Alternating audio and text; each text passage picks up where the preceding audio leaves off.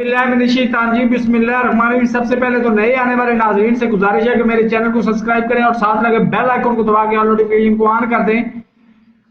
اب technical position یہ ہے کہ جب آپ میڈیکل کالج میں جاتے ہیں تو آپ کے پاس شناختی کارڈ لازمی ہونا چاہیے، اور شناختی کارڈ کے لیے آپ کی عمر 18 سال ہونی چاہیے۔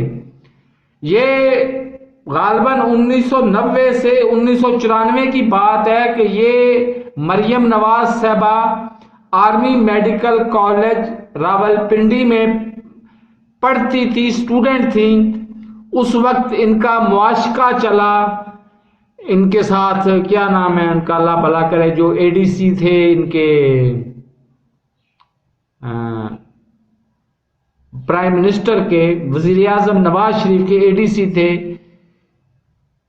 ان کے ساتھ مواشقہ چلا اور اس کے بعد ان کی شادی ہو گئی۔ اس کے دوران ہی، پڑھائی کے دوران ہی شادی ہو گئی۔